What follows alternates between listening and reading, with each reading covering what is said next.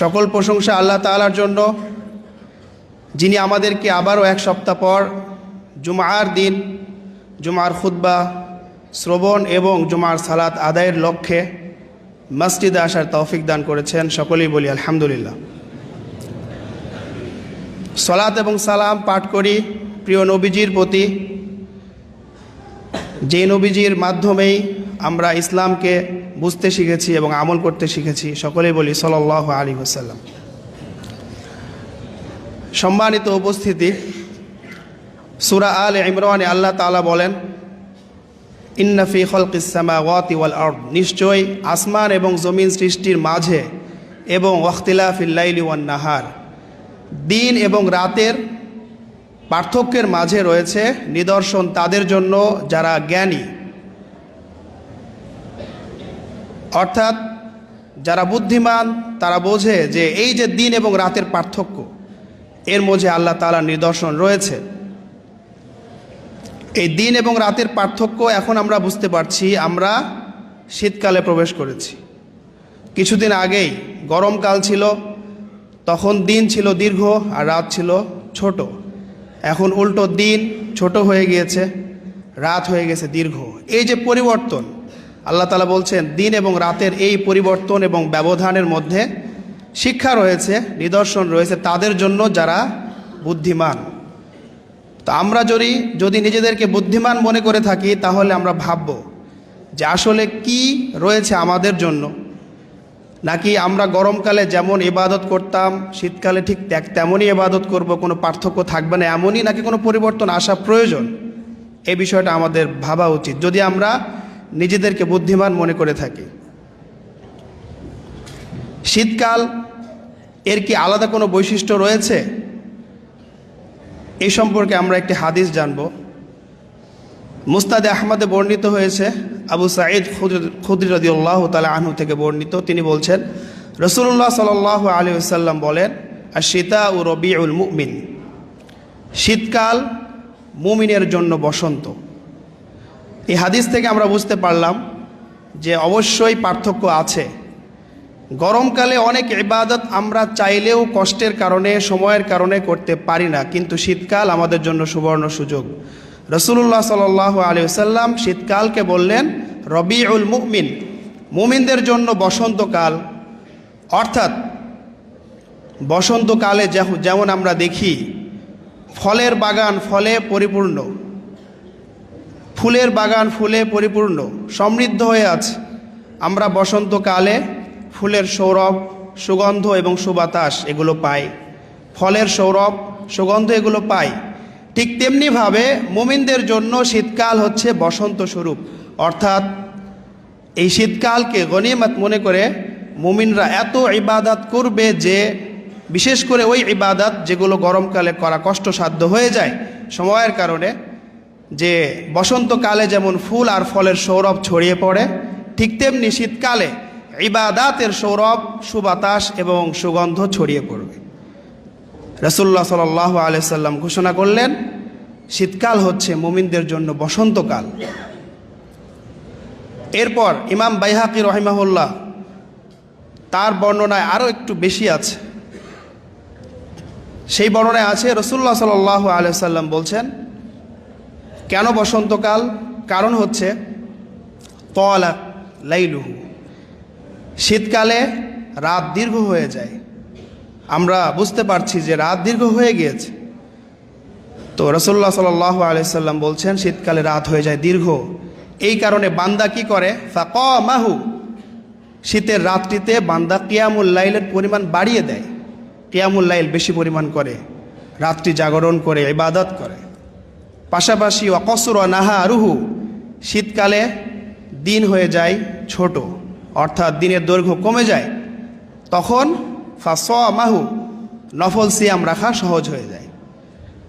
এই হাদিসের মাধ্যমে আমরা জানতে পারলাম যে শীতকালকে মুমিনের বসন্ত বলা হচ্ছে ইবাদতের দিক থেকে, অর্থাৎ বিশেষ করে যেহেতু রাত দীর্ঘ হয়ে যাচ্ছে, সুতরাং গরমকালে রাত ছোট হওয়ার কারণে আমরা বেশি পরিমাণ রাত জেগে ইবাদত করতে পারতাম না, এখন সুযোগ চলে এসেছে। ঠিক তেমনি গরমকালে অনেক গরমের কারণে খুব দ্রুতই তৃষ্ণা লেগে যায়, যার কারণে সিয়াম রাখা কষ্ট হয়ে যায়। আবার দিনের দৈর্ঘ্য অনেক বেশি, অনেকক্ষণ সিয়াম রাখা কষ্টসাধ্য। নফল সিয়াম খুব কম হয়, কিন্তু শীতকালে যেহেতু দিনের দৈর্ঘ্য কমে গেছে, দিন ছোট হয়ে গিয়েছে, আমরা খুব আরামে নফল সিয়াম রাখতে পারবো। এই জন্য রাসূলুল্লাহ সাল্লাল্লাহু আলাইহি ওয়াসাল্লাম তিনি বললেন শীতকাল হচ্ছে মুমিনের বসন্ত। এরপর আমরা দেখি সালাফে সালেহিন রহিমাহুমুল্লাহ তারা শীতকালকে কিভাবে বরণ করতেন। তাদের মধ্যেও একটা চেতনা উজ্জীবিত হতো, পার্থক্য দেখা যেত।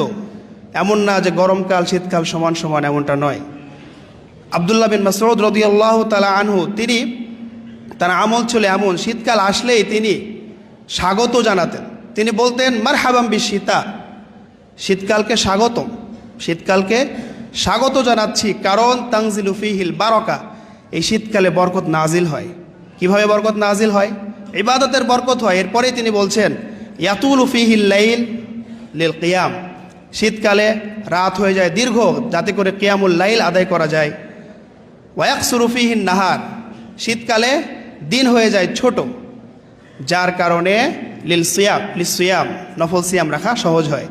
তো আব্দুল্লাহ বিন মাসউদ রাদিয়াল্লাহু তাআলা আনহু তিনি শীতকাল আসলেই সবাইকে জানিয়ে দিতেন এবং স্বাগত জানাতেন। এরপর বিশেষ করে আবু হুরায়রা রাদিয়াল্লাহু তাআলা আনহু তিনি বলছেন, তার সামনে বসা অন্যান্য সাহাবী বা তাবিঈনদেরকে লক্ষ্য করে তিনি বলছেন আলা আদুল্লুকুম আলাল গনিমাতিল বারিদা, আমি কি তোমাদেরকে জানিয়ে দিব না শীতল গনিমত সম্পর্কে। শীতল গনিমত আমরা জানি, গনিমত মানে হচ্ছে যখন যুদ্ধ হয় মুসলমানের সাথে কুফফারদের, সেই যুদ্ধে মুসলমান জয়লাভ করলে যেই সম্পদগুলো পাওয়া যায়, এই অর্জিত এবং লব্ধ সম্পদকে গনিমত বলা হয়। তো আবু হুরায়রা রাদিয়াল্লাহু তাআলা আনহু তিনি বলছেন শীতল গনিমত, অর্থাৎ এটা যুদ্ধের গনিমত নয়। যুদ্ধের গনিমত হচ্ছে উত্তপ্ত গনিমত, গরম গনিমত, কারণ সেখানে যুদ্ধ হয়, লড়াই হয়, অনেকে শহীদ হয়, অনেকে নিহত হয়। তো উত্তপ্ত একটা পরিবেশ হওয়ার পরে গনিমত অর্জন হয়, এই জন্য এটা হলো উত্তপ্ত গনিমত বা গরম গনিমত। আর শীতল গনিমত কি, তাকে জিজ্ঞাসা করা হলো, তখন তিনি উত্তর দিলেন শীতল গনিমত হচ্ছে আসিয়ামু ফিশ-শিতাই, শীতকালে সিয়াম রাখা। তো শীতকালে নফল সিয়াম রাখাকে আবু হুরায়রা রাদিয়াল্লাহু তাআলা আনহু তিনি বলছেন শীতল গনিমত, ঠান্ডা গনিমত এটা। কারণ হলো আমরা দুই দিক থেকে লক্ষ্য করলে বুঝতে পারবো। একটা হচ্ছে যে নফল সিয়ামের অনেক ফজিলত নফল সিয়ামের মাধ্যমে অর্জন করা যায়।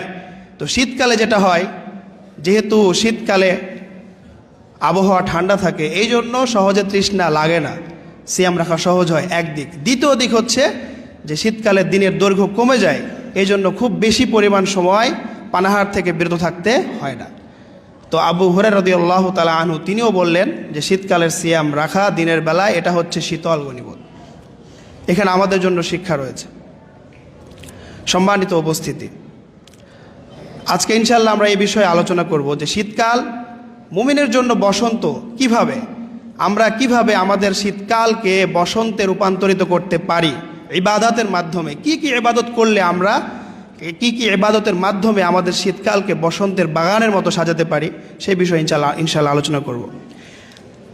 তো আমরা জানতে পারলাম হাদিসের মাধ্যমে যে শীতকালে দিন ছোট হয়ে যায়, রাত হয়ে যায় দীর্ঘ।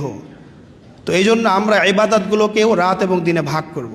এর আগে এমন দুইটা ইবাদত আমরা জানবো যেই ইবাদতটা দিন বা রাতের সাথে নির্দিষ্ট নয়, বরং আমরা সর্বক্ষণ করতে পারি, দিনেও করতে পারি, রাত্রেও করতে পারি। এমন দুইটি ইবাদত যেটা বিশেষভাবে শীতকালে আমরা করলে অনেক বেশি ফজিলত পাবো ইনশাআল্লাহ। এক নম্বর হচ্ছে ইসবাগুল উদুই আলাল মাকারিহ। বিশেষভাবে হাদিসে বর্ণিত হয়েছে যে যদি আমরা শীতকালে কষ্ট সহ্য করে আল্লাহ সন্তুষ্টি অর্জনের লক্ষ্যে ফরজ সালাত তো আছেই, তিলাওয়াতে কোরআন আছেই, পাশাপাশি নফল সালাত এবং বিশেষ করে রাত্রি জাগরণের সময় যদি আমরা কষ্ট স্বীকার করে, কষ্ট সহ্য করে আল্লাহ সন্তুষ্টির জন্য উজু করি পরিপূর্ণভাবে, তাহলে কি ফজিলত রয়েছে এই সম্পর্কে আমরা হাদিস জানব। সহিহ মুসলিমে হাদিস বর্ণিত হয়েছে, আবু হুরায়রা রাদিয়াল্লাহু তাআলা আনহু থেকে বর্ণিত, তিনি বলেন রাসূলুল্লাহ সাল্লাল্লাহু আলাইহি ওয়াসাল্লাম বলছেন আলা আদুল্লুকুম আলা মা ইয়ামহুল্লাহু বিহিল খতায়া, ওয়ারফাউ বিহিদ দারাজাত, আমি কি তোমাদেরকে জানিয়ে দিব না এমন আমল সম্পর্কে যে আমল করলে তোমাদের গুনাহ ক্ষমা হবে? শুধু গুনাহ ক্ষমা হবে তাই নয়, বরং এই আমল করলে মর্যাদা বৃদ্ধি পাবে, গুনাহও ক্ষমা হবে, মর্যাদাও বৃদ্ধি পাবে। এগুলো তো আমরাই চাই, আমরা প্রত্যেকেই চাই এটা। তো রাসূলুল্লাহ সাল্লাল্লাহু আলাইহি সাল্লাম তিনি আগে আগ্রহ সৃষ্টি করালেন যে এত ফজিলত রয়েছে এই আমলে, গুনাহও ক্ষমা হয়ে যাবে, মর্যাদাও বৃদ্ধি পাবে। সাহাবায়ে কেরাম বললেন, বালা ইয়া রাসূলুল্লাহ, কেন নয় হে আল্লাহর রাসূল, অবশ্যই আপনি আমাদেরকে জানিয়ে দিন। তখন রাসূলুল্লাহ সাল্লাল্লাহু আলাইহি সাল্লাম 1 নম্বরে যে আমলের কথা বললেন তা হচ্ছে ইসবাগুল উদুই আলাল মাকারি, কষ্টকর পরিস্থিতিতে পরিবেশে পরিপূর্ণভাবে উদু করা। এই হাদিসের মধ্যে আলাল মাকারিহ বলা হয়েছে, মানে কষ্টকর পরিস্থিতি, স্পষ্টভাবে শীতের কথা আসেনি। কিন্তু যদি আমরা অন্য বর্ণনায় যাই, যে বর্ণনা আব্দুল্লাহ বিন আব্বাস রাদিয়াল্লাহু আনহুমা থেকে বর্ণিত হয়েছে, সহিহুত তারগিব ওয়াত তারহিবে আসছে, এই বর্ণনার মধ্যে রাসূলুল্লাহ সাল্লাল্লাহু আলাইহি ওয়াসাল্লাম আলাল মাকারিহ না বলে তিনি বলেছেন ইসবাগুল উদুই ফিস সাবুরাত, পরিপূর্ণভাবে ওযু করা প্রচণ্ড শীতে। সাবুরাত শব্দের অর্থ হচ্ছে প্রচণ্ড শীত। তাহলে স্পষ্টভাবে হাদিসে উল্লেখ করা হচ্ছে আমাদের শীতকালের কথা, যে অবস্থায় আমরা বর্তমান অতিক্রম করছি, যে প্রচণ্ড শীতে যদি আল্লাহ সন্তুষ্টি অর্জনের জন্য, ইবাদাতের জন্য, যে ইবাদতগুলো ওযু ছাড়া হয় না সেগুলো করার সময় যদি পূর্ণাঙ্গভাবে ওযু করা হয় তাহলে এই ফজিলত রয়েছে। তো যে হাদিস বলছিলাম সহিহ মুসলিমের ফজিলত হলো গুনাহ ক্ষমা হবে এবং মর্যাদা বৃদ্ধি পাবে,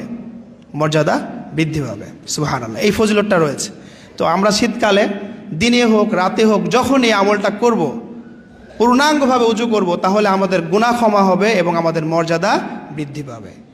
পূর্ণাঙ্গভাবে ওযু করা বলতে কি বোঝানো হয়েছে? বিশেষ করে এটা শীতকালে বলার কারণ হচ্ছে আমরা লক্ষ্য করব শীতকালে আমাদের যে চামড়া আছে, আমাদের শরীরের চামড়া, আমাদের স্কিন যেটা আছে, এটা শুকনো হয়ে যায়, শুষ্ক হয়ে যায়। আপনি দেখবেন যে আপনি গরমকালে শুধুমাত্র ট্যাপের নিচে হাত পা ধরলেই সব জায়গায় পানি পৌঁছে যাচ্ছে, কিন্তু শীতকালে এটা হয় না। শীতকালে হাত এর সাহায্য নিতে হয়, মর্দন করতে হয়, কসলাতে হয়, একটু হাত ফেরাতে হয়। এটাই উদ্দেশ্য ইসবাগুল উযু, পূর্ণাঙ্গ উযু করা। এই জন্য শীতকালে আমরা উযু করার সময় প্রত্যেকটা অঙ্গ ধৌত করার সময় খেয়াল রাখবো, চেহারা হোক, এরপরে হাত হোক, বিশেষ করে পা।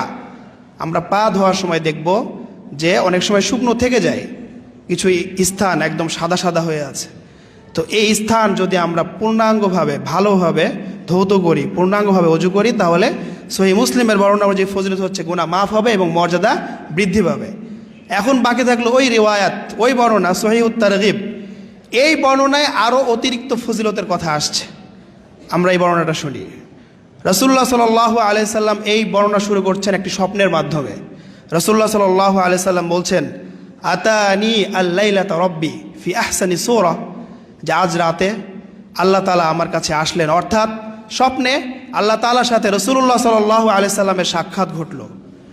তিনি বলছেন যে আমার কাছে আমার রব আসলেন, আমি দেখলাম খুব ভালো একটি আকৃতিতে, অর্থাৎ খুব ভালোভাবে আসলেন, খুব সুন্দরভাবে আসলেন, আমি দেখলাম। এরপর স্বপ্নের কথা বলছেন, এরপর আল্লাহ তাআলা আমাকে জিজ্ঞেস করলেন, ইয়া মুহাম্মদ, হে মুহাম্মদ, আতাদরি, তুমি কি জানো, ফিমা ইয়াখতাসিমুল মালাউল আ'লা, উচ্চ পর্যায়ের ফেরেশতা পরিষদ, অর্থাৎ ফেরেশতাদের উচ্চ পর্যায়ে যারা আছেন তারা কোন বিষয় নিয়ে আলোচনা করছে, কোন বিষয় নিয়ে পর্যালোচনা করছে, কোন বিষয় নিয়ে বিতর্ক করছে, তুমি কি জানো? তখন রাসূলুল্লাহ সাল্লাল্লাহু আলাইহি সাল্লাম বললেন, নাম, আমি জানি। এরপর তিনি বললেন সেই বিষয়গুলো কি। 1 নম্বর আল কাফারাত, কাফারার বিষয়। 2 নম্বর হচ্ছে আদ দারাজাত, মর্যাদার বিষয়ে। 3 নম্বর হচ্ছে নাকুল আকদামিল জামাআত, মসজিদে জামাআতের সাথে সালাত আদায় করতে আসার জন্য আমরা যে ধাপগুলো ব্যবহার করি, ধাপ, বিভিন্ন ধাপ, কেউ 500 ধাপ, কেউ 100 ধাপ ইত্যাদি বিভিন্ন ধাপ ব্যবহার করে, অর্থাৎ পায়ে হেঁটে আমরা আসি, এ বিষয়ে আলোচনা হচ্ছে। এরপরে রাসূলুল্লাহ সাল্লাল্লাহু আলাইহি সাল্লাম বললেন, ইসবাগুল উদুই ফিস সাবুরাত, প্রচণ্ড শীতে পূর্ণাঙ্গ রূপে উযু করা, এই বিষয়টাও আলোচনা করছেন কারা? উচ্চ পর্যায়ের ফেরেশতাগণ এই বিষয়ে আলোচনা করছেন। তাহলে প্রথম ফজিলত হলো এটা এত গুরুত্বপূর্ণ বিষয় প্রচণ্ড শীতে, যে প্রচণ্ড শীতে যদি আমরা পূর্ণাঙ্গভাবে উযু করি এটা এমন একটা বিষয় যার ফজিলত মর্যাদা নিয়ে উচ্চ পর্যায়ের ফেরেশতাগণ আলোচনা করছেন, তার মানে অনেক গুরুত্বপূর্ণ। এরপরে যে আমলের কথা আসছে সেটা হলো ইন্তিজারুস সালাহ বা আদাস সালাহ, একটা ফরজ সালাত আদায় করার পরে পরবর্তী ফরজ সালাতের জন্য অপেক্ষা করা, এর ফজিলত আমরা জানি। তো এখানে আমাদের আলোচ্য বিষয় হচ্ছে ইসবাগুল উযু ফিস সাবুরাত, এর ফজিলত। প্রথম ফজিলত জানলাম যে উচ্চ পর্যায়ে আলোচিত হয়। দ্বিতীয় ফজিলত কি? রাসূলুল্লাহ সাল্লাল্লাহু আলাইহি সাল্লাম বলছেন যে মান হাফাযা আলাইহিন্না, এই আমলগুলো অর্থাৎ তার মধ্যে বিশেষভাবে উল্লেখযোগ্য পূর্ণাঙ্গভাবে উযু করা। শীতকালে প্রচণ্ড শীতে পূর্ণাঙ্গভাবে যদি উযু করা হয়, কোনো শুকনো অংশ না রাখা হয়, প্রত্যেকটা জায়গায় পানি পৌঁছিয়ে দেওয়া হয়, তাহলে আরেকটি ফজিলত কি? আশা বিখাইরিন, সারা জীবন যাপন করবে কল্যাণের সাথে। অত্যন্ত গুরুত্বপূর্ণ ফজিলত। আমরা প্রত্যেকেই অত্যন্ত অস্থির দুনিয়ার জীবন নিয়ে, সামাজিক সাংসারিক পারিবারিক জীবন নিয়ে অস্থির। আবার যারা পড়ালেখা করছে তারা পড়ালেখা নিয়ে অস্থির। সব জায়গায় আমরা স্থিরতা স্থিরতা নেই। আমরা চাই কল্যাণ। তো যাবতীয় কল্যাণ যে আমরা আল্লাহর কাছে চাই, এর একটি ফজিলত রয়েছে এই হাদিসে। যদি আমরা এই শীতকালে পূর্ণাঙ্গভাবে উযু করি, তাহলে একটি ফজিলত হচ্ছে আশা বিল খায়র, যে ব্যক্তি উযু করবে পূর্ণাঙ্গ রূপে, তার পুরো জীবনটা কল্যাণের সাথেই কাটবে। সুবহানাল্লাহ, আশা বিল খায়র। এরপরে আমরা চিন্তা করি যে আচ্ছা, মরতে তো হবেই, প্রত্যেকেই মারা যাবে, আমার মৃত্যু কিভাবে ঘটবে? আমার মৃত্যু কি ভালো মৃত্যু ঘটবে, নাকি খারাপ অবস্থায় আমি মারা যাব? অর্থাৎ ভালো মৃত্যু আর মন্দ মৃত্যু নিয়ে আমরা প্রত্যেকেই চিন্তা করি, সবসময় দুশ্চিন্তায় আছে। এই দুশ্চিন্তাও দূর করে দেবে যদি আমরা এই আমলটা করি। দ্বিতীয় ফজিলতে রাসূলুল্লাহ সাল্লাল্লাহু আলাইহি সাল্লাম কি বলছেন? ওয়া মাতা বিখাইরিন, অর্থাৎ যদি আমরা এই শীতকালে ভালোভাবে উযু করি, তাহলে আমাদের মৃত্যু হবে ভালো মৃত্যু, কল্যাণের মৃত্যু, ভালো অবস্থায় আমরা মৃত্যুবরণ করতে পারবো। সুবহানাল্লাহ। এরপর তৃতীয় ফজিলত যেটা রাসূলুল্লাহ সাল্লাল্লাহু আলাইহি সাল্লাম বলছেন, ওয়া কানা মিন দুনুবিহি কায়াউমি ওয়ালাদাতহু উম্মুহু, যদি আমরা এই আমলটা করি তাহলে আল্লাহ তাআলা আমাদের গুনাহ ক্ষমা করতে করতে এমন পর্যায়ে ক্ষমা করে দিবেন যে যেই দিন আমরা জন্মগ্রহণ করেছিলাম মায়ের পেট থেকে, সেই দিন যেমন নিষ্পাপ হয়ে গিয়েছিলাম, এই আমলটা করলে আল্লাহ তাআলা আমাদের গুনাহ এই পরিমাণ ক্ষমা করবেন যে আমরা নিষ্পাপ হয়ে যাব। সুবহানাল্লাহ। তাহলে শীতকালীন একটি গুরুত্বপূর্ণ আমল হচ্ছে পূর্ণাঙ্গ রূপে উযু করা। তার এই ফজিলত আমরা দুইটি হাদিসের মাধ্যমে জানতে পারলাম। আল্লাহ তাআলা আমল করার তৌফিক দান করুন। এরপর আরেকটি আমল রয়েছে যেটা দিন বা রাতের সাথে নির্দিষ্ট নয়, বরং সবসময় করা যায়, তা হচ্ছে সদাকা। এই সদাকার কথা বিশেষভাবে কেন বলা হচ্ছে শীতকালে, এই সম্পর্কে আমরা সূরাতুস সাজদার একটি আয়াত জানব। আল্লাহ তাআলা বলছেন, তাতাজাফা জুনুবুহুম আনিল মাদাজি'i ইয়াদউনা রাব্বাহুম খাওফান ওয়া তামাআ ওয়া মিম্মা রাযাকনাহুম ইউনফিকুন। প্রকৃত ঈমানদার হচ্ছে তারা যারা সারা রাত শুধু ঘুমিয়ে কাটায় না, রাত্রিকে ভাগ করে, রাতের কিছু অংশ নিজের প্রয়োজনে ব্যয় করে, কিছু অংশ ঘুমায়, আর কিছু অংশ আল্লাহ তাআলার জন্য রেখে দেয়। তাতাজাফা জুনুবুহুম আনিল মাদাজি'i, যাদের পাঁজর, যাদের পার্শ্ব পৃথক হয়ে যায় বিছানা থেকে, অর্থাৎ যারা রাতের আরামের ঘুম ত্যাগ করে, শয্যা ত্যাগ করে জাগ্রত হয়ে যায়, হয়ে কি করে? ইয়াদউনা রাব্বাহুম খাওফান ওয়া তামাআ, আল্লাহ তাআলাকে ডাকে, আল্লাহ তাআলার কাছে চায়, আল্লাহ তাআলার কাছে তাওবা করে, ক্ষমা প্রার্থনা করে। যত প্রয়োজন দিনী এবং দুনিয়াবি, আখিরাতের প্রয়োজন, দুনিয়ার প্রয়োজন, সবগুলো আল্লাহ তাআলার কাছে পেশ করে। খাওফান ওয়া তামাআ, খাওফান মিন আযাবিহি, আল্লাহর শাস্তির ভয়ে, অর্থাৎ অনেক পাপ হয়ে গিয়েছে, ভয় হচ্ছে মারা গেলে আল্লাহ শাস্তি দিবেন, এই শাস্তির ভয়ে আল্লাহ তাআলাকে ডেকে ক্ষমা চাওয়া। আর একটা হচ্ছে ওয়া তামাআন, অর্থাৎ তামাআন ফি রাহমাতিহি, আল্লাহ তাআলার রহমতের আশায় আল্লাহকে ডাকা, যে অনেক গুনাহ ক্ষমা হয়েছে, কিন্তু আল্লাহ তাআলা তাওয়াবুর রহিম, তিনি দয়াশীল এবং অধিক পরিমাণ তাওবা কবুল করে থাকেন, সব গুনাহ আল্লাহ ক্ষমা করে দিতে পারেন, সেই আশায়, রহমতের আশায়। এবং শুধু গুনাহ ক্ষমা নয়, বরং জান্নাতের সর্বোচ্চ স্তর আল ফিরদাউস আল আলা, জান্নাতুল ফিরদাউসও দিতে পারেন, এই উদ্দেশ্যে। তাহলে আল্লাহ তাআলার ভয়ে এবং আল্লাহ তাআলার রহমতের আশায় এই রাত ঘুম থেকে উঠে, এখনও সুবহে সাদেক হয়নি, তার আগেই আল্লাহ তাআলাকে ডাকা, কিয়ামুল লাইল করা, আল্লাহর ইবাদত করা, এটা যদি করে তাহলে তারা হবে প্রকৃত ঈমানদার, আল্লাহ তাআলা বলছেন। আমরা এখন লক্ষ্য করি, শুরুতেই বলেছি শীতকালে রাত হয়ে যায় দীর্ঘ। সাহাবায়ে কেরাম রাদিয়াল্লাহু আনহুম কি বলছেন? শীতকালের বরকতই হলো রাতে আর দিনে, রাতের বরকত হলো এই রাত দীর্ঘ হয়ে যাচ্ছে, তার মানে কিয়ামুল লাইল করার সম্পূর্ণ সুযোগ, সুবর্ণ সুযোগ।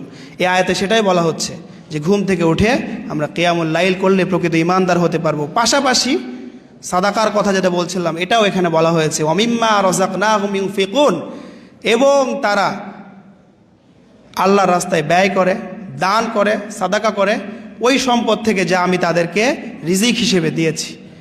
এই আয়াতের মধ্যে কিয়ামুল লাইলের বিষয় এসেছে, আবার সাদাকাও এসেছে। তাহলে দেখেন শীতকালের সাথে কতটা প্রাসঙ্গিক এই বিষয়টা।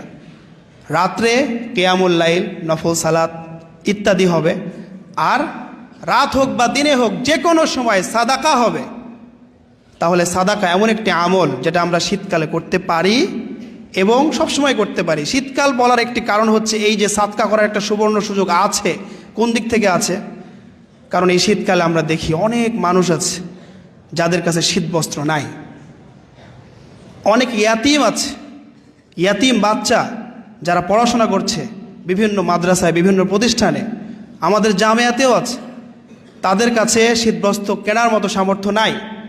আবার অনেক মাসাজিদ আছে যেখানে কার্পেটের প্রয়োজন যাতে করে শীত না লাগে মুসল্লিদের। তো শীতকালে বিশেষভাবে বিশেষ একটি ক্ষেত্র তৈরি হয় দান করার জন্য। এই জন্য বিশেষভাবে সাদাকার কথা বলা হয়, যেটা আপনি রাত্রেও করতে পারেন, দিনেও করতে পারেন, কোনো সময় খাস নয়। তো এই সাদাকা অনেক গুরুত্বপূর্ণ একটা বিষয়। আল্লাহ তাআলা এই আয়াতের মধ্যে বলছেন যদি সাদাকা করা হয় সে হবে প্রকৃত ঈমানদার। তাহলে আল্লাহ তাআলার পক্ষ থেকে প্রকৃত ঈমানদারের সার্টিফিকেট পাওয়া, সনদ পাওয়া, শাহাদা পাওয়া অনেক বড় একটা বিষয়। শুধু তাই নয়, সাদাকা এমন একটা আমল যে মৃত্যুর পরে আল্লাহ তাআলা পবিত্র কুরআনে কারিমে যে আমলগুলো নিয়ে মৃত্যুর পরে মানুষরা আফসোস করবে, দুনিয়ায় ফিরে এসে আবার করতে চাইবে, এই সম্পর্কে যে আমলগুলোর কথা উল্লেখ করেছেন তার মধ্যে অন্যতম হলো সাদাকা। সূরাতুল মুনাফিকুনের মধ্যে আল্লাহ তাআলা বলছেন, ওয়া আনফিকু মিম্মা রাযাকনাকুম মিন ক্বাবলি আন ইয়াতিয়া আহাদাকুমুল মাউত ফায়াকুল রাব্বি লাউলা আখখারতানি ইলা আজালিন করিব ফাআসাদদাকা ওয়া আকুম মিনাস সালিহিন। আল্লাহ তাআলা বলছেন যে আগেই, মৃত্যু আসার আগেই এখন সুযোগ আছে, এখনই এই শীতকালে সুযোগ আছে শীতবস্ত্র বিতরণের, এখনই ইয়াতিম ছাত্রদেরকে দেওয়ার, এখনই মসজিদে কার্পেট দেওয়ার, এখনই সুযোগ আছে যে তোমরা আমি যা দিয়েছি তা থেকে সাদাকা করো, আল্লাহ রাস্তায় ব্যয় করো, সাদাকা করো, দান করো। মিন ক্বাবলি আন ইয়াতিয়া আহাদাকুমুল মাউত, মৃত্যু আসার আগেই। কেন? কারণ মৃত্যু চলে আসলে যেটা হবে আল্লাহ তাআলা যেহেতু সবই জানেন, সব জানেন যে মৃত্যুর পরে বান্দারা কি কি বলতে পারে, এই জন্য তিনি আগেই বলছেন মৃত্যুর পরে এসে কি বলবে, ফায়াকুল রাব্বি লাউলা আখখারতানি ইলা আজালিন করিব, আল্লাহ যদি একটু সুযোগ দেওয়া যায়, অল্প সময়, অন্তত 5-10 মিনিট হলেও যদি সুযোগ দেওয়া হয় আবার দুনিয়াতে ফিরে আসার, তাহলে আমি একটি কাজই করব, ফাআসাদদাকা, আমি সাদাকা করব, ওয়া আকুম মিনাস সালিহিন, নেককার হয়ে যাব। তাহলে চিন্তা করে সাদাকার এত ফজিলত, সাদাকার ফজিলত বোঝানোর জন্য এতটুকুই যথেষ্ট যে মৃত্যুর পরে এই আমলটা নিয়েই বান্দারা সবচেয়ে বেশি আফসোস করবে। একটু সুযোগ যদি পাওয়া যায় ফিরে যাওয়ার, তাহলে সাদাকা করেই, কারণ তারা দেখতে পাবে যে যারা সাদাকা করেছে তাদের গুনাহ ক্ষমা হয়ে যাচ্ছে, তাদের মর্যাদা বৃদ্ধি পাচ্ছে, এগুলো দেখে তখন তারা আফসোস করবে। তো আমরা আফসোসকারীদের অন্তর্ভুক্ত হতে চাই না, কারণ আল্লাহ তাআলা আগেই বলছেন মৃত্যু আসার আগেই সাদাকা করো। তো এই শীতকালে বিশেষভাবে সাদাকা করার একটা প্রেক্ষাপট চলে আসে, একটা সুযোগ, একটা ক্ষেত্র তৈরি হয়, সেটা হচ্ছে শীতবস্ত্র বিতরণ।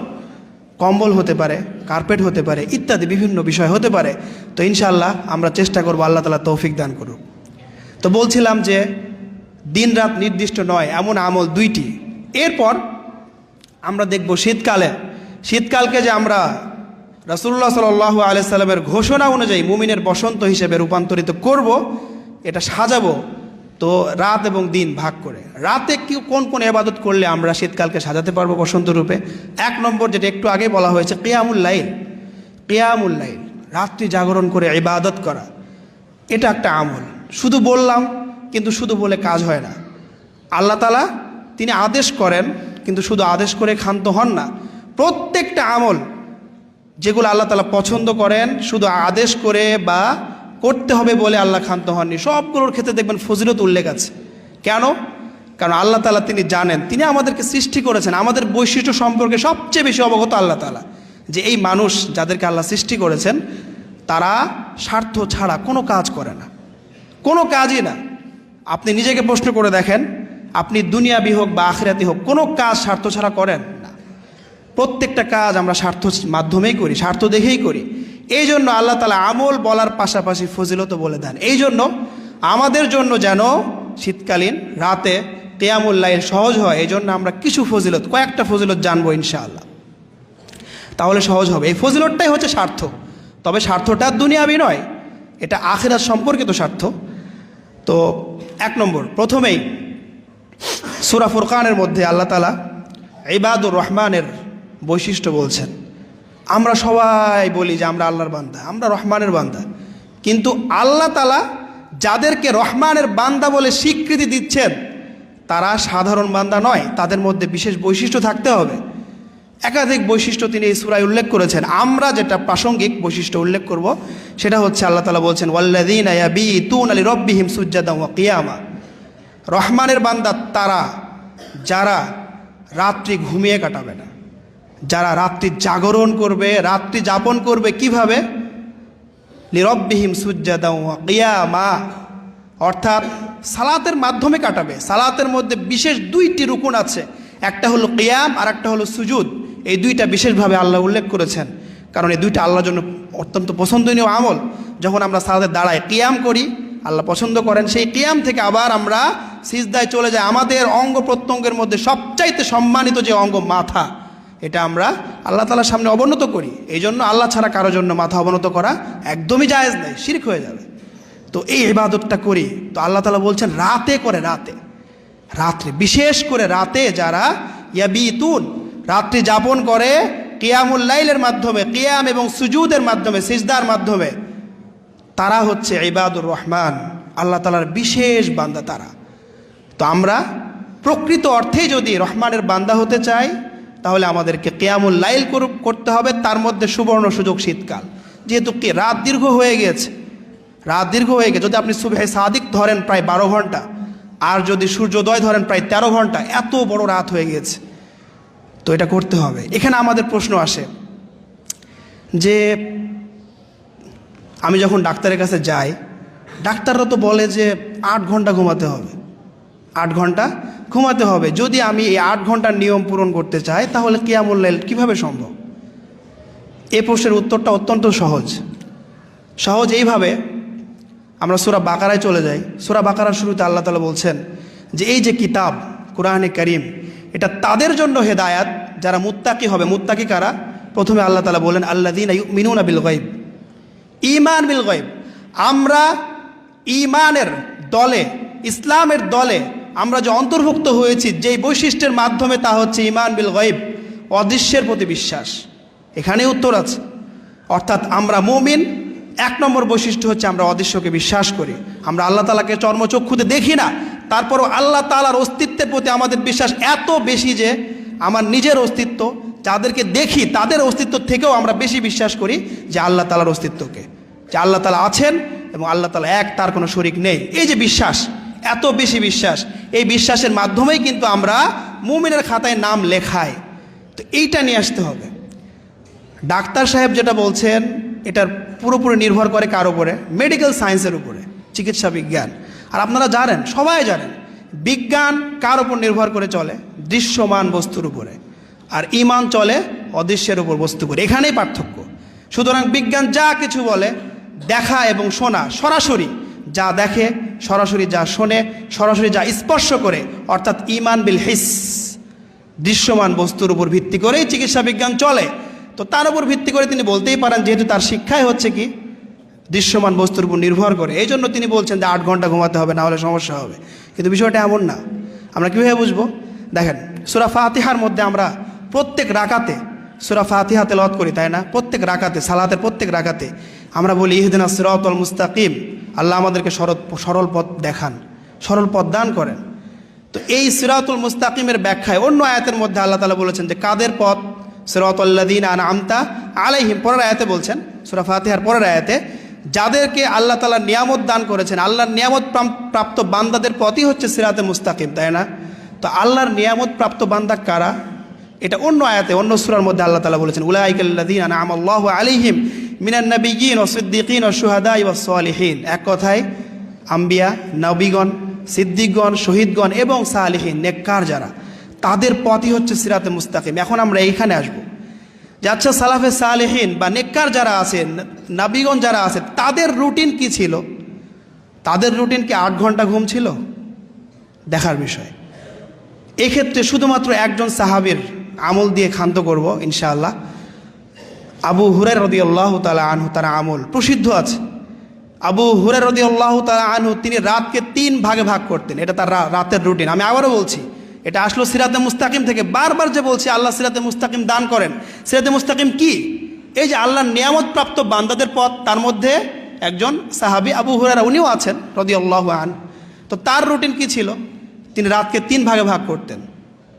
রাতকে 3 ভাগে ভাগ করে রাতের 1 ভাগ তিনি করতেন হাদিস চর্চায় ব্যয় করতেন। হাদিস চর্চা, সারাদিনে যতগুলো হাদিস তিনি শুনেছেন রাসূলুল্লাহ সাল্লাল্লাহু আলাইহি ওয়াসাল্লামের কাছ থেকে, এবং ইতিপূর্বে যতগুলো শুনেছেন সবগুলো তিনি আবার মুরাজা অর্থাৎ রিভাইজ তিনি দিতেন। রাতের 1 ভাগ চলে গেল, দ্বিতীয় ভাগ তিনি ঘুমাতেন। দ্বিতীয় ভাগ তিনি ঘুমাতেন কেন? কারণ হাদিসের মধ্যে আসছে রাসূলুল্লাহ সাল্লাল্লাহু আলাইহি ওয়াসাল্লাম কি বলেছেন? শরীরের হক আছে, চোখের হক আছে, আদায় করতে হবে, এই জন্য তিনি ঘুমাতেন। আর রাতের সর্বশেষ ভাগ যেটা, এই ভাগ তিনি করতেন কিয়ামুল লাইল, রাত্রি জাগরণ ইবাদতের মাধ্যমে। তাহলে সাহাবীদের আমল কি ছিল? পুরো রাত ঘুমিয়ে কাটানো নয়। তা আপনি যদি রাতকে এইভাবে ভাগ করেন, কখনোই সম্ভব না যে আপনি 24 ঘন্টার মধ্যে 8 ঘন্টা ঘুমাবেন, কখনোই সম্ভব না। এই জন্য ডাক্তারদের কাজ ডাক্তাররা করবে, আমরা যারা মুমিন আছি আমরা চলবো কাদের পথে? সালাফে সালেহিনদের পথে। সুতরাং কোনো সমস্যা হবে না, কারণ আমরা শুরুই হয়েছি ঈমান বিল গায়বের মাধ্যমে, মুমিনের খাতায় নাম লিখেছি ঈমান বিল গায়বের মাধ্যমে। সুতরাং আমরা অদৃশ্যে বিশ্বাস করি, কোনো ক্ষতি হবে না যদি আমরা রাতকে এইভাবে ভাগ করি। বরং আল্লাহ তাআলা ফজিলতের কথা বলছেন, যদি আমরা কিয়ামুল লাইল করি অনেক ফজিলত হবে। এছাড়া আমরা দেখি এই যে সাহাবায়ে কেরাম এত যুদ্ধ করেছেন, যুদ্ধগুলোকে জয়লাভ করেছেন, তাদের কি শক্তি কমে গেছে 8 ঘন্টা না ঘুমানোর কারণে? কিচ্ছু না। সব কিছু নির্ভর করে অভ্যাসের উপরে। আপনি নিজেকে যে অভ্যাসে করে তুলবেন, সেই অভ্যাসে আপনার উপরে হুকুম চালাবে, আপনাকে পরিচালিত করবে। আপনি যদি 24 ঘন্টার মধ্যে 4 ঘন্টা ঘুমানোই অভ্যস্ত করেন, কোনো সমস্যা হবে না। তো আমি বলছি না 4 ঘন্টা, আমি বলছি এতটুকু যে পুরো রাত যেন ঘুমে না চলে যায়।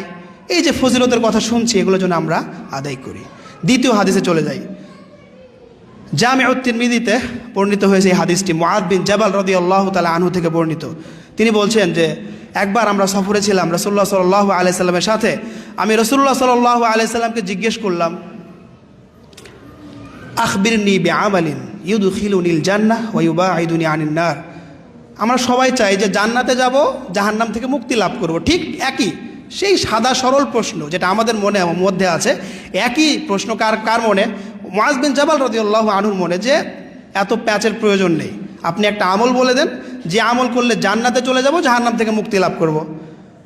তো শুনতে সহজ মনে হলো, আসলে কঠিন। রাসূলুল্লাহ সাল্লাল্লাহু আলাইহি ওয়াসাল্লাম বললেন যে লাকাদ সাআলতানি আন আযীমিন, তুমি যে বিষয়ে প্রশ্ন করেছো এটা কঠিন বিষয়, বিরাট একটা বিষয়ে প্রশ্ন করেছো। কিন্তু যদিও বিরাট, কিন্তু যেই বিষয়কে আল্লাহ তাআলা বিরাট সাব্যস্ত করেন, সেই বিষয়কে আল্লাহ চাইলে সহজও করতে পারেন। তিনি বলছেন ওয়া ইন্নাহু লায়াসিরুন আলা মান ইয়াসসারাহুল্লাহু আলাইহি, তবে আল্লাহ যদি সহজ করে দেন কারোর জন্য সহজ হয়ে যাবে। তাহলে বিষয়টা বাস্তবতার দিক থেকে কঠিন, কিন্তু আল্লাহ তাআলা চাইলেই সহজ হয়ে যেতে পারে। এটা বলার পরে রাসূলুল্লাহ সাল্লাল্লাহু আলাইহি সাল্লাম তখন বলা শুরু করলেন, 1 নম্বর তা'বুদুল্লাহ ওয়া লা তুশরিকু বিহি শাইআ, শুধু আল্লাহর ইবাদত করা যাবে, এর সাথে কাউকে শরীক করা যাবে না। এরপর ওয়া তুকিমুস সালাহ, সালাত আদায় করতে হবে, ওয়া তুতিজ যাকাত, যাকাত আদায় করতে হবে। এরপর ওয়া তাসুমু রমাদান, রমজান মাসে সিয়াম পালন করতে হবে, ওয়া তাহুজ্জুল বাইত, এরপরে বাইতুল্লাহর হাজ করতে হবে। এরপরে রাসূলুল্লাহ সাল্লাল্লাহু আলাইহি সাল্লাম খুব বেশি গুরুত্ব বোঝানোর জন্য আলাদাভাবে বলছেন, আলা আদুল্লুকা আলা আবওয়াবিল খায়র, হে মুআয, আমি কি তোমাকে বলে দেব না এমন সব বিষয় যে বিষয়গুলো হচ্ছে কল্যাণের দরজা, অর্থাৎ এই বিষয়গুলো যদি পালন করা হয় তাহলে কল্যাণই কল্যাণ, কোনো ক্ষতি নেই। তখন তিনি বললেন, তখন বালা ইয়া রাসূলুল্লাহ, কেন নয়? তখন রাসূলুল্লাহ সাল্লাল্লাহু আলাইহি ওয়াসাল্লাম বললেন বিষয়গুলো কি কি। 1 নম্বর আসিয়ামু জুন্নাহ, সিয়াম হচ্ছে ঢাল স্বরূপ। এই যে আমরা দিন ছোট হয়ে গিয়েছে, নফল সিয়াম, এই নফল সিয়ামকে রাসূলুল্লাহ সাল্লাল্লাহু আলাইহি সাল্লাম ঢাল বললেন, অর্থাৎ যদি সিয়াম রাখা হয় তাহলে যেমনভাবে ঢাল মুজাহিদকে বাঁচায় আক্রমণ থেকে, তেমনি আমার যে নফস এবং শয়তান, দুইজন প্রকাশ্য শত্রু আছে। একটা প্রকাশ্য শত্রু শয়তান, একটাকে নফসে আম্মারা, সব সময় আমাকে কুমন্ত্রণা দিচ্ছে। তাহলে নফসের কারণে, শয়তানের কুমন্ত্রণার পরে আমরা যে গুনাহ করি, এই গুনাহের সামনে ঢাল হয়ে দাঁড়াবে কে? নফল সিয়াম। এই জন্য নফল সিয়াম আদায় করলে গুনাহ থেকে বাঁচা যায়। রাসূলুল্লাহ সাল্লাল্লাহু আলাইহি সাল্লাম বললেন সিয়ামু জুন্নাহ। এরপরে রাসূলুল্লাহ সাল্লাল্লাহু আলাইহি সাল্লাম সাদাকার কথা বললেন যে ওয়াসসাদাকাতু তুতফিউ আল খতিআহ। সাদাকা গুনাহ যেগুলো বিগত করা হয়েছে, এই বিগত গুনাহের যে আগুন আছে এই আগুনকে নিভিয়ে দেয়। যেমন কামা ইতফিউল মাউন নার, যেমন পানি আগুনকে নিভিয়ে দেয়, সেভাবেই সাদাকা নিভিয়ে দেয়। অর্থাৎ সাদাকা করলে যে গুনাহগুলো করা হয়েছে আল্লাহ তাআলা এগুলো ক্ষমা করে দেন। তো এই জন্য সাদাকার কথাও আসলো, সিয়ামের কথাও আসলো, যেগুলো আমরা প্রাসঙ্গিক শীতকালের কথা বললাম সেগুলোই। এরপরে বিশেষভাবে কিয়ামুল লাইলের কথা বলছেন রাসূলুল্লাহ সাল্লাল্লাহু আলাইহি সাল্লাম, ওয়াসলাতুর রাজুলি মিন জাওফিল লাইল। রাতের মাঝখানে একজন ব্যক্তির সালাত আদায় করা, উদ্দেশ্য কিন্তু ফরজ সালাত নয়, বরং নফল সালাত, এর ফজিলত। তাহলে আমরা বুঝতে পারলাম যে সাদাকা, সিয়াম, নফল সিয়াম, এবং বিশেষ করে যদি রাত্রে কিয়ামুল লাইল আদায় করা হয়, এর ফজিলত হচ্ছে কি? আল্লাহ রাসূল সাল্লাল্লাহু আলাইহি সাল্লাম আবওয়াবুল খায়র বলেছেন, যত কল্যাণ এগুলোর মধ্যেই আছে। এগুলো যদি আমরা পালন করি তাহলে আমরা যাবতীয় কল্যাণ পাবো ইনশাআল্লাহ। এরপরে রাসূলুল্লাহ সাল্লাল্লাহু আলাইহি সাল্লাম সেই আয়াতটা তেলাওয়াত করলেন, সূরাতুস সাজদার তাতাজাফা যুনুবুহুম আনিল মাদাজি'i ইয়াদউনা রাব্বাহুম খাওফাও ওয়া তামআ, যে আয়াত সম্পর্কে আমরা জেনেছি। সম্মানিত উপস্থিতি, তাহলে আমরা কিয়ামুল লাইল সম্পর্কে জানলাম। তো শীতকালীন ইবাদতের মধ্যে রাতে কি শুধু কিয়ামুল লাইলে আছে না আরও কিছু আছে? আরও রয়েছে। বিশেষ করে তিলাওয়াতুল কুরআন আছে। এ সম্পর্কে উবাইদ বিন উমাইর রহিমাহুল্লাহ, বিখ্যাত একজন আলিম, তিনি বলছেন যখনই শীতকাল চলে আসতো তিনি লোকদেরকে বলতেন, ইয়া আহলাল কুরআন, কোরআন প্রেমীরা কোথায়? যারা কোরআনকে ভালোবাসে, কোরআনকে তেলাওয়াত করতে, তারা কোথায়? তোমরা শুনে রাখো কি চলে আসছে। তিনি বলছেন তালা লাইলুকুম লিকিরাআতিকুম, এই শীতকালে তোমাদের রাত দীর্ঘ হয়ে গেছে। কেন? যাতে তোমরা কোরআন তেলাওয়াত করতে পারো। তিনি বলছেন কোরআন তেলাওয়াতের জন্য রাত দীর্ঘ হয়ে গেছে, তুমি তেলাওয়াত করো, অন্য সময় ব্যস্ত করতে পারো না, এখন করো। এরপর বলছেন কসরা নাহারুকুম লিসিয়ামিকুম, এবং দিন ছোট হয়ে গেছে তোমাদের সিয়াম পালনের জন্য। তাহলে আমরা বুঝতে পারলাম তেলাওয়াতুল কোরআনের কথাও আসছে বিশেষভাবে। তাহলে আমরা তেলাওয়াতুল কোরআনের মাধ্যমেও কিয়ামুল লাইলটা, রাত্রি জাগরণটা করতে পারি। এরপর দোয়া এবং ইস্তিগফার। দোয়ার মধ্যে যাবতীয় যত প্রয়োজন আমার আছে সবগুলো পেশ করা, দিনই প্রয়োজন, আখিরাতের প্রয়োজন, সব কিছু। এরপরে যত গুনাহ হয়ে গেছে ক্ষমা চাওয়া। এই প্রসঙ্গে সহিহ বুখারীর হাদিস আবু হুরায়রা রাদিয়াল্লাহু তাআলা আনহু থেকে বর্ণিত, তিনি বলছেন রাসূলুল্লাহ সাল্লাল্লাহু আলাইহি সাল্লাম বলেন, ইয়ানজিলু রাব্বুনা তাবারাকা ওয়া তাআলা কুল্লা লাইলাতিন ইলাস সামাঈদ দুনিয়া। প্রত্যেক রাতে আল্লাহ তাআলা অবতরণ করেন, কামা ইয়ালিকু বিজালালিহি, যেমন আল্লাহর শান অনুযায়ী যে অবতরণটা হয় ঠিক তেমন অবতরণ করেন। কোথায়? ইলাস সামাঈদ দুনিয়া, অর্থাৎ আমাদের দিক থেকে যে আসমানটা সবচেয়ে কাছে, নিকটবর্তী আসমানে তিনি অবতরণ করার পরে, এবং সময়টা কখন হয়? হিনা ইয়াবকা সুলুসুল লাইলিল আখির, অর্থাৎ রাতকে যদি আপনি 3 ভাগে ভাগ করেন তাহলে এই 3 ভাগের শেষ ভাগ, যেটা সুবহে সাদিকের আগে হচ্ছে, এই ভাগ, ঠিক এই সময় আল্লাহ তাআলা অবতরণ করে তিনি কি বলেন? ইয়াকুল মান ইয়াদউনি ফাআস্তাজিবা লাহু, কে আমাকে ডাকবে তার ডাকে আমি সাড়া দেব। চিন্তা করেন, আল্লাহ তাআলা বলছেন নিজে থেকে যে কে আমাকে ডাকবে তার ডাকে আমি সাড়া দেব, অর্থাৎ যা কিছু চাইবে সব আল্লাহ তাআলা দান করে দেবেন। এরপরে বলছে ফায়াসআলুনি মাইয়াসআলুনি ফাউতিয়াহু, কে আমার কাছে চাইবে, যা চাইবে সব দিয়ে দেব। এরপরে বলছেন মান ইয়াস্তাগফিরুনি ফাআগফির লাহু, কে আমার কাছে ক্ষমা চাইবে তার কৃতকর্ম এর জন্য, কাবিরা হোক সাগিরা হোক, যে কোনো গুনাহ হোক, আমি ক্ষমা করে দেব। তাহলে সুবর্ণ সুযোগ এই শীতকালে, লম্বা সময়। তাহলে শুধু সালাত নয়, শুধু কোরআন তেলাওয়াত নয়, বরং এই হাদিস থেকে আমরা বুঝলাম যদি আমরা দোয়া করি, এরপরে ইস্তিগফার করি, আল্লাহর কাছে ক্ষমা চাই, তাহলে আল্লাহ তাআলা সব ক্ষমা করে দেবেন, আল্লাহ তাআলা আমাদের দোয়া কবুল করবেন। এই ফজিলতগুলো রয়েছে। সম্মানিত উপস্থিতি, তো আমরা সংক্ষিপ্ত কথা হচ্ছে এই, রাসূলুল্লাহ সাল্লাল্লাহু আলাইহি ওয়াসাল্লাম এই শীতকালকে রবিউল মুমিন বলেছে, অর্থাৎ মুমিনের জন্য বসন্ত স্বরূপ। তো আমরা এই শীতকালকে শুধু শীতকাল বানিয়ে না রাখি, বরং ইবাদাতের মাধ্যমে, কিয়ামুল লাইলের মাধ্যমে, তিলাওয়াতের মাধ্যমে, এবং বিশেষ করে জিকিরের কথা আসছে, লা ইলাহা ইল্লাল্লাহ জিকিরের মাধ্যমে। আরেকটা হাদিস না বললেই না, প্রসিদ্ধ হাদিস সহিহ বুখারীতে আসছে, আবু হুরায়রা রাদিয়াল্লাহু তাআলা আনহু থেকে বর্ণিত যে হাদিস, সাবআতুন ইউযিল্লুহুমুল্লাহ ইয়াওমা লা যিল্লা ইল্লা যিল্লুহু, যেই দিন কারো ছায়া থাকবে না, কোনো কিছু ছায়া থাকবে না, আল্লাহ তাআলা সেদিন ছায়া দান করবেন 7 শ্রেণীর মানুষকে। তার মধ্যে 2 জন বা 2 শ্রেণী, হাদিসের শেষ দিকে বলা হচ্ছে রজুলুন তাসাদ্দাকা বিসাদাকাতিন ফাআখফাহা, এমন ব্যক্তি সাদাকা করেছে কিন্তু গোপন রেখেছে, এমনভাবে হাত্তা লা তা'লামা শিমালুহু মা তুনফিকু ইয়ামিনুহু, ডান হাতে কি সাদকা করলো বাম হাত জানে না, এত গোপনভাবে সাদকা করেছে। এটাও প্রাসঙ্গিক, যেহেতু আমরা শীতকালে সাদকার কথা বলেছি। দ্বিতীয় নম্বরে তিনি সর্বশেষ যেটা বলছেন সেটা হলো যে ওয়ারাজুলুন যাকারাল্লাহা খালিয়ান ফাফাদাত আইনা, একদম নির্জন পরিবেশ, যেই পরিবেশে তার মস্তিষ্কে, তার অন্তরে আল্লাহ তাআলা ছাড়া আর কেউ নাই, এরকম একটা নির্জন পরিবেশে আল্লাহ তাআলাকে স্মরণ করছে। এই স্মরণ মানে জিকির। তো আল্লাহ তাআলাকে স্মরণ করা মৌখিক হতে পারে, লা ইলাহা ইল্লাল্লাহ বলার মাধ্যমে, এরপরে লা হাওলা ওয়ালা কুওয়াতা ইল্লা বিল্লাহ আছে, সুবহানাল্লাহ আলহামদুলিল্লাহ, ওয়ালা ইলাহা ইল্লাল্লাহু আল্লাহু আকবার মৌখিক। আবার মৌখিক না, অন্তরে শুধু আল্লাহ তাআলার জিকির, আল্লাহর স্মরণ, অন্য কারো স্মরণ না। এই নির্জন পরিবেশে করবে, ফাফাদাত আইনা, আল্লাহকে স্মরণ করার কারণে পুরো চক্ষু হয়ে যাবে অশ্রু সজল। কিভাবে হবে? ওই যে আল্লাহ স্মরণ এভাবে করবে যে আল্লাহ তাআলা সৃষ্টি করেছেন, রিজিক দিচ্ছেন, আল্লাহ তাআলা আমাকে সুস্থ করছেন, কত নিয়ামত, এগুলো স্মরণ করে চক্ষু হয়ে যাবে অশ্রু সজল। কেন এই হাদিসের মধ্যে খালিয়ান বলা হলো? তো এটা গুরুত্বপূর্ণ বিষয়। দেখেন, যখন আমরা রাত্রে ঘুম থেকে উঠি তখন আমাদের মস্তিষ্ক একদম ফ্রেশ থাকে, কোনো চিন্তা থাকে না। আবার আমাদের অন্তরও থাকে একদম নির্জন। অন্য সময় হয় কি, দিনের বেলা আপনি দেখবেন যে একটু আগে ব্যবসা করে আসছেন, 5,000 টাকা জিনিস বিক্রি হয়েছে, ওটাই মাথায় ঘুরছে, আপনি সালাদে দাঁড়িয়ে গেছে, তো মুশকিল। কিন্তু রাত্রে এমনটা হয় না। বিশেষ করে রাত্রে ঘুম থেকে যখন ওঠা হয় তখন মস্তিষ্ক ফ্রেশ খালি, অন্তরও ফ্রেশ খালি। এইরকম একটা নির্জন অবস্থায় এবং অন্ধকার রয়েছে, তখন আল্লাহ ছাড়া আর কেউ নাই, গায়রুল্লাহর কোনো একদম অবকাশ নাই। এই সময় যদি আল্লাহকে স্মরণ করা হয় তাহলে আল্লাহ কী ফজিলত বললেন, রাসূলুল্লাহ সাল্লাল্লাহু আলাইহি ওয়াসাল্লাম কী ফজিলত বললেন, যে যেই দিন কোনো ছায়া থাকবে না আল্লাহ তাআলা ছায়া দান করবেন, অনেক বড় ফজিলত। তো এটাও একটা সুযোগ আছে যে শুধু কিয়ামুল লাইল, শুধু তিলাওয়াতুল কোরআন, শুধু ইস্তিগফার নয়, বরং যদি আমরা মৌখিক এবং আন্তরিক দুইভাবেই আল্লাহ তাআলার জিকির করি,